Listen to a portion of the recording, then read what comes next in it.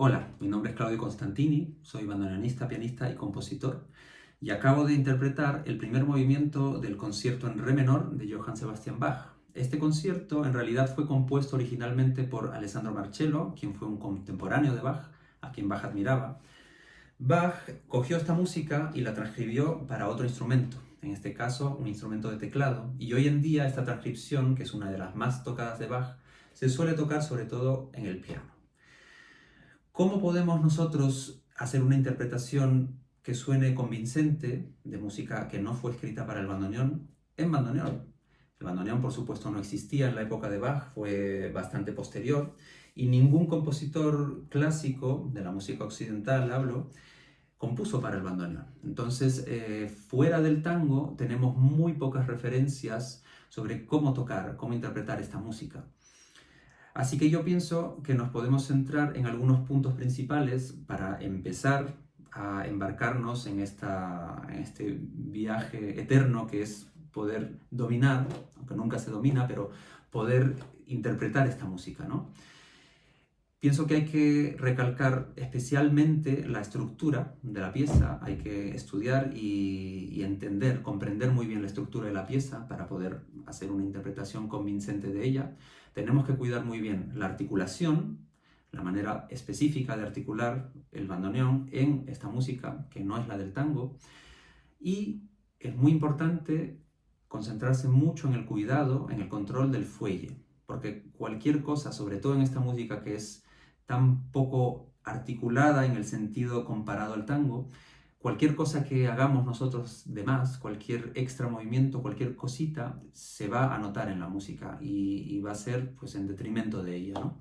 Así que nos tenemos que concentrar sobre todo en eso. Por ejemplo, en este concierto, abre de una manera muy tradicional para lo que es un concierto, ¿no? Escuchamos lo que sería un tutti, o sea, todos los instrumentos juntos. Esto, por supuesto, nos lo tenemos que imaginar porque estamos abarcándolo solo como un instrumento. Pero si escuchamos la versión original, la versión de Marcello, hablo de la versión netamente original, podemos hacernos una idea de cuándo está la orquesta junta tocando y cuándo entra el solista y la orquesta le deja paso para que brille su sonido, para que brille su expresión. Pues tenemos esta abertura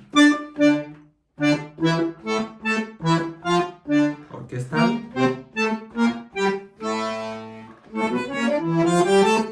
una textura en unísono, totalmente orquestal, una línea que se entiende muy claramente hacia adelante y de pronto pausa la orquesta, bueno, no pausa, pero le abre el camino al solista.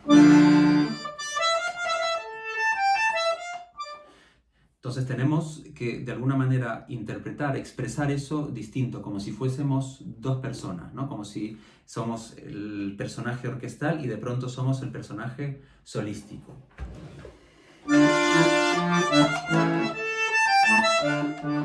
Otra vez orquesta.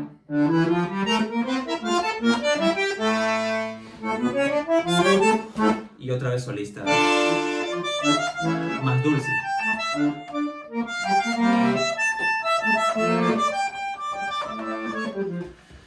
Ves que las articulaciones, los movimientos tienen cierta flexibilidad. No tomamos un tiempo estricto metronómico como lo tomaríamos a veces en un marcato en el tango, ¿no? Sino que más bien hay un fraseo inherente en esta música que nos lleva de un punto a otro, pero hay que tener en cuenta una cosa, que hay una frase de Daniel Barenboim que me gusta mucho, que habla sobre el rubato. El rubato en italiano significa robado, que lo roban, ¿no? Entonces en la música lo interpretamos de manera que retrasamos un poco. Pero Barenboim dice que tenemos la obligación moral de devolver lo robado, ¿no? Es un concepto que me hace mucha gracia, pero me parece muy gráfico y me gusta mucho.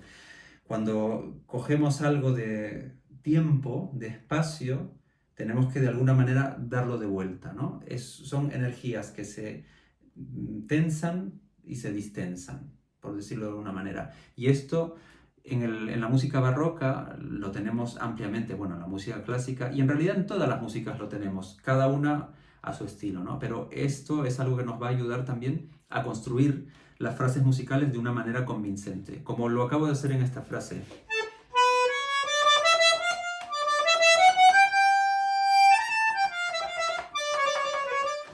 Si lo tocase metronómico, resulta, la música está ahí, pero no tenemos ese grado de emoción que nos conlleva esta música y que nos hace sumergirnos en ella.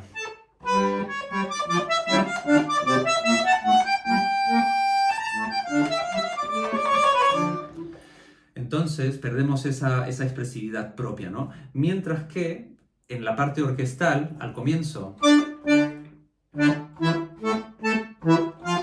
sí que necesitamos esa solemnidad, esa poco involucrado de la emoción, aunque es música emocional, pero no tan expresiva como viene a ser esa frase, ¿no? Entonces construimos esas dos frases de una manera totalmente distinta. Esto hay que tenerlo en cuenta a la hora de tocar y de adaptar también la música que hacemos para que esto pueda brillar. Estos son dos ejemplos muy básicos sobre cómo construir frases musicales. Luego, en cuanto a la articulación clara, pues eso tiene mucho que ver además con el tercer punto, que es el control del fuelle, ¿no? Porque no vamos a articular como en el tango,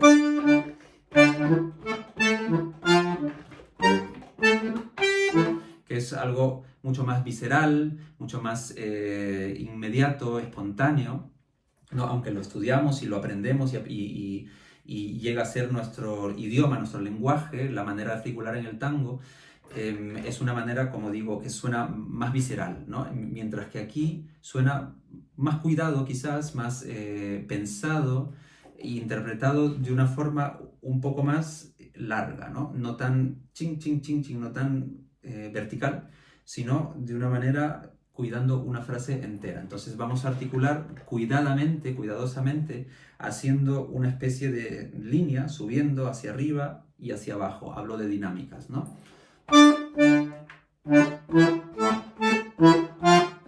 Ahí hemos llegado, ¿no? Hemos llegado a ese fa. Empezamos de nuevo.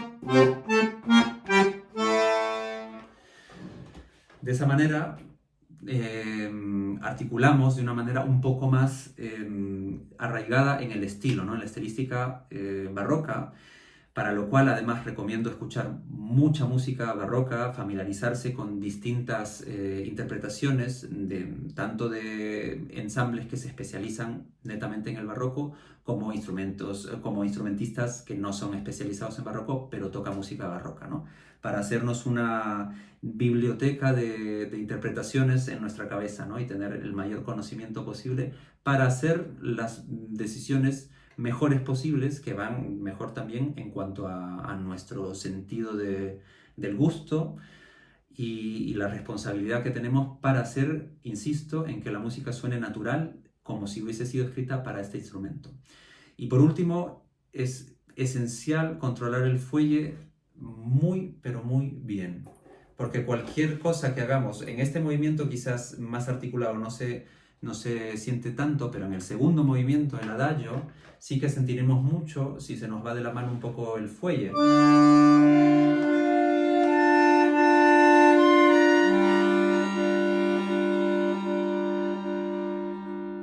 Necesitamos ese tipo de líneas largas, muy expresivas, pero muy bien controladas.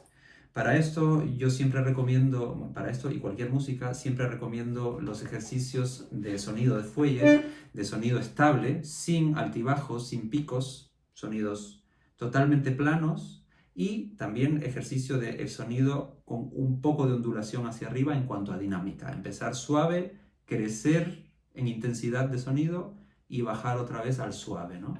Esto lo podemos hacer con una sola nota. Crecemos, bajamos, hacemos el parón de fuelle, ubicamos la misma nota cerrando y cerramos. Y hacemos el mismo ejercicio. Vamos bajando, paramos con el fuelle y nos fijamos muy bien, analizamos, después de haberlo tocado, analizamos, ¿estuvo bien? ¿Hubo algún pico? ¿Lo podría hacer mejor de qué manera? Y que sea realmente una línea perfecta, ondulada. Al principio, si nunca has hecho este tipo de ejercicios, te va a costar mucho, es muy difícil. Pero con el tiempo te irás acostumbrando y verás cómo puedes aplicarlo en la música y cómo irá mejorando tu musicalidad y cómo te irás además adaptando mejor a controlar el fuelle y el instrumento en general, ¿no? Porque este es un instrumento difícil de dominar, tenemos que estar muy atentos a cómo nos movemos, ya que cualquier movimiento del cuerpo, desde los hombros hasta las piernas, va a afectar la calidad del sonido. Este ejercicio, por cierto, ahora lo he hecho con poco fuelle, hay que hacerlo con todo el fuelle, abrirlo hasta lo que podamos, familiarizarnos lo mejor que podamos con nuestro instrumento y con el fuelle, cómo suena, cómo lo podemos controlar de manera mejor, y esto va a beneficiar tremendamente a la interpretación de esta música. Seamos muy conscientes de la producción del sonido. Es un punto muy básico, pero es algo que los músicos nos olvidamos mucho, porque estamos concentrados en la complejidad del tema, en aprender las notas, en otras cosas. Cuando tocamos con ensamble, pues estamos concentrados en cómo tocan otras personas, reaccionar a ellos, pero hay que saber escucharse muy bien y al final el sentido de tanto lo que uno oye como el gusto es lo que hace que tú logres un sonido específico, ¿no? Porque necesitas saber cuál es el sonido que quieres encontrar. Si no lo sabes, estás en una ni siquiera búsqueda, estás un poco en el aire, ¿no? Como una bolsa de papel que lleva el aire hacia donde fuera. Si tienes una idea clara, o si al menos estás en la búsqueda de tener una idea clara, sabrás un poco hacia dónde ir en cuanto a sonido. Sabrás que el sonido que estás produciendo te gusta o no te gusta, ¿no? Y esto hay que tenerlo muy presente siempre a la hora de tocar y de interpretar cualquier música. Como par de tips extra, me gustaría recalcar que hay que pensarse muy bien a la hora de transcribir una pieza como esta de Bach, cuándo abrimos y cuándo cerramos, porque además una cosa es estudiarlo en nuestra casa, en nuestra habitación, con el sonido que tenemos, y otra cosa es encontrarse en un auditorio para 1000 o 2000 personas y tener que proyectar un sonido muy grande, muy amplio, que le llegue hasta la última persona del escenario, del público. Para esto tenemos que calcular muy bien los abriendos y cerrandos, ¿no? Porque ya me ha pasado, sobre todo cuando empezaba a tocar esta música, de tenerlo muy bien controlado en los abrir y cerrar, pero de pronto en un escenario en donde hay un sonido súper amplio y tengo que producir más, tengo que tirar más para que resuene, me encuentro con que se me acabó el fuelle. Así que siempre hay que tener un margen, o sea, nunca calculemos de que vamos a abrir cuando estamos en nuestra casa y que llegamos al extremo para volver a cerrar y viceversa, tanto cerrar para abrir, porque nos vamos a encontrar probablemente con esta situación en la que no nos va a alcanzar el fuelle. Esto es algo muy importante de tener en cuenta.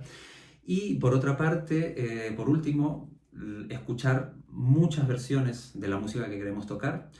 Sobre todo transcripciones. Por ejemplo, algunas de las piezas de Bach que yo toco han sido transcritas para otros instrumentos. Muchos guitarristas transcriben su propia música porque ellos tienen el mismo problema que el bandoneón. No hay repertorio, no hay mucho repertorio escrito para ellos, entonces tienen que transcribir. Y esto es una muy buena pauta para nosotros bandoneonistas, que tenemos un instrumento donde podemos hacer cierta polifonía y tenemos muchos recursos, mucha versatilidad. Podemos guiarnos un poco de cómo transcriben los guitarristas, cómo transcriben los pianistas, e incluso cómo transcriben instrumentos que son homofónicos, que solamente pueden hacer una voz, generalmente, como instrumentos de viento, ¿no? O incluso instrumentos de cuerda. Así que esas son algunas pautas que tengo para abarcar esta música tan compleja, tan hermosa. Espero que puedan incursionar un poco en ella, ya que beneficia tremendamente, independientemente del género que toquen, independientemente si tocan tango, si tocan jazz, si tocan lo que sea. Esta música realmente hace crecer mucho, mucho como bandoneonista, como intérprete, a nivel técnico, a nivel musical, así que es tremendamente beneficioso. Espero que esto les haya ayudado en algo. Cualquier pregunta, cualquier duda, cualquier consulta que quieran hacer, yo estoy siempre abierto a resolverlas y a responder. Pueden escribirme a mi email, en mi página web lo pueden encontrar. En realidad me pueden encontrar en el internet muy fácilmente, así que ahí quedo atento a cualquier cosa, cualquier duda que se les haya quedado, cualquier cosa que quizás no haya explicado lo suficientemente claro. Muchas gracias por escuchar y hasta la próxima. Adiós.